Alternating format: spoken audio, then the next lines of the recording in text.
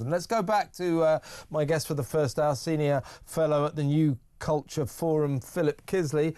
Philip, we're still sort of in the same arena here. A report has come out by the think tank, the Policy Exchange today, which reveals that accusations of that word, Islamophobia, are still being used, it is believed, to suppress the exposure of grooming gangs, you know, the rape gangs who were so much a part of the news agenda all throughout the summer. Now, this think tank, the Policy Exchange, warns that the term Islamophobia was, and I quote, directly used to attack those who sought to expose the Rotherham grooming scandal. Keep saying grooming, that is a euphemism. It's a raping scandal is what we're really talking about. This is a 72-page, this is a long report. Now, in a counter 72-page report, left-wing academics in something called the Media Reform Coalition, they attacked Times reporter Andrew Norfolk, who first broke the story of what was going on up there in Rochdale and Rotherham. And they accused him, and I quote, of working to amplify an increasingly prevalent Islamophobia. MP Sarah Champion, one of the heroes who went out of her way to bring this to the public's attention, and also Dame Louise Kiszely, who led the investigation into Rotherham's appalling child services unit. They were both shortlisted for the unprestigious Islamophobe of the Year award. This is given by the Islamic Human Rights Commission. So this demonising of anyone, you know, who dares to suggest that crimes are being committed possibly by Muslims continues, and it was used for a long, long time to cover up the shocking truth, and that truth was that thousands and thousands, they say as many as 250,000 white, vulnerable young girls were being sexually abused by prevalently Asian, Pakistani origin rape gangs. So it is this fear of Islamophobia, fear of racism, still being used to protect the Muslim community and shroud the truth. Yeah, I mean, when you look at any kind of wholesale abuse, there's always a conspiracy of silence, which, as you say, absolutely shrouds the truth. And we should be incredibly angry and full of rage at these rapists, but we should also be angry at the useful idiots, the enablers. And these enablers are the kinds of people who bought into a worldview all their lives. It's this ethos that we're saddled with now, which is mass immigration, multiculturalism, Britain hatred, and all of that kind of thing. And if they, for one moment, admit that they are wrong on this, if they admit that actually their vision of the world is actually upside down, then what the hell do? They are so invested in it, and they've imposed it upon us for so many decades.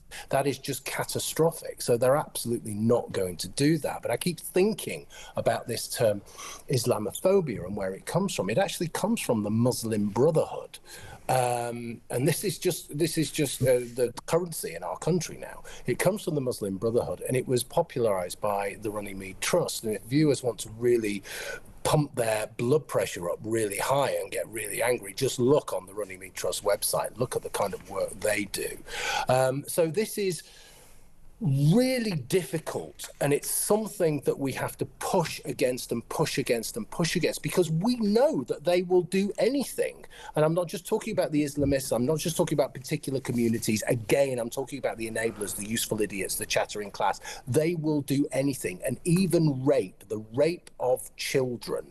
They will put that second to their vision of a glorious utopian multicultural society that really doesn't exist, that has never existed, and is just getting worse and worse. And many people in this country cannot see a future. Many people in this country are terrified for their children and grandchildren, especially if those children and grandchildren are girls. We're also talking about policemen, senior coppers, we're talking about local politicians, we're talking about teachers, we're talking about social workers who were more worried, or they gave precedence to their fears that they may be accused of Islamophobic racism over the fact that kids were being raped.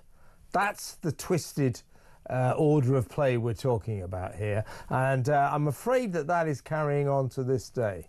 Yeah, we're seeing it on so many levels as well. I mean, Prevent is the classic example, right? Prevent is the anti-terrorism. They don't bother with terrorism if it's Islamic because they're frightened of being called racist. And when you say they don't bother with terrorism if it's Islamic, you're talking about in the last 25 years, I think it's 94% of people who've been either injured or killed by terrorism in terrorist incidents in this country. These were Islamic terrorist incidents. So not dealing with Islamic terrorists is like that is the main story here. Most terrorism in the Western world is Islamic terrorism, so trying to act like it's not happening, it means you're not dealing with terrorism at all, really. It's overwhelming. It's overwhelming. It's well over 90%, as you say. And what they do is they try and move the story away from that and focus on this fictional far right, this bogeyman far right that really doesn't exist in any meaningful number.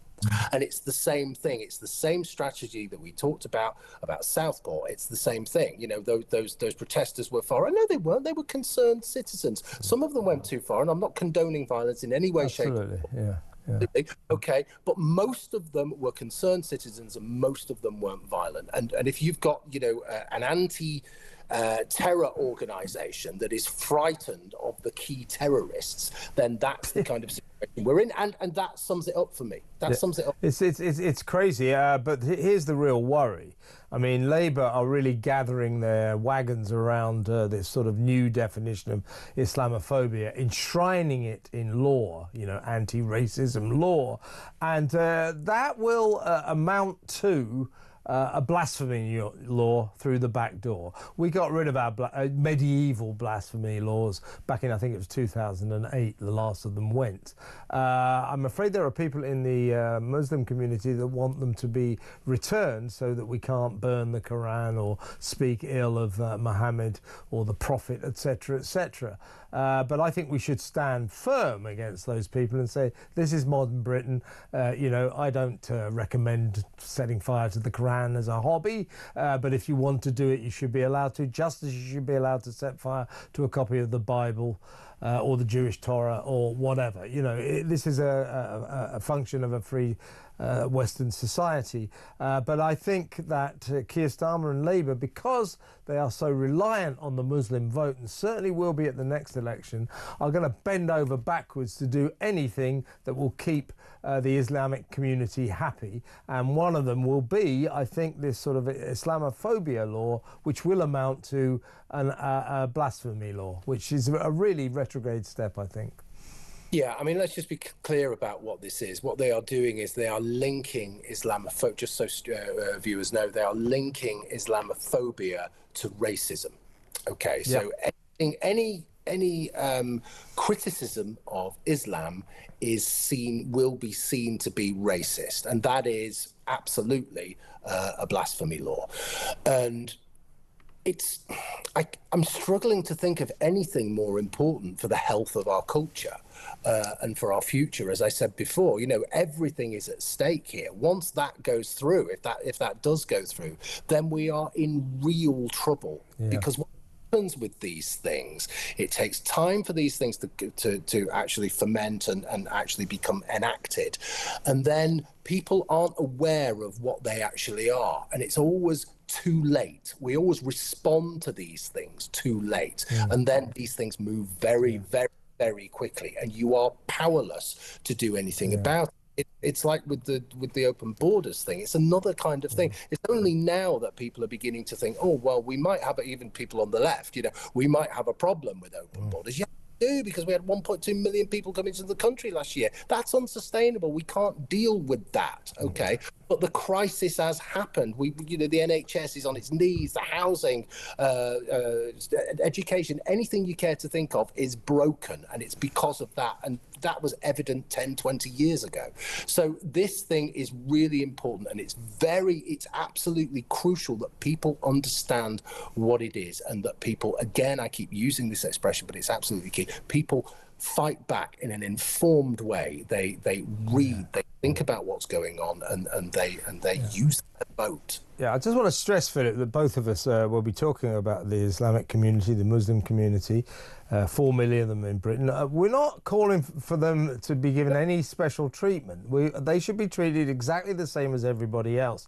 The problem is, in two-tier Keir's Britain, they're getting special treatment, and too many people in the authorities, as we saw in the north, in Rochdale and Rotherham and places like that, turn a blind eye when Muslims do bad things. And that has to stop. It really has to stop.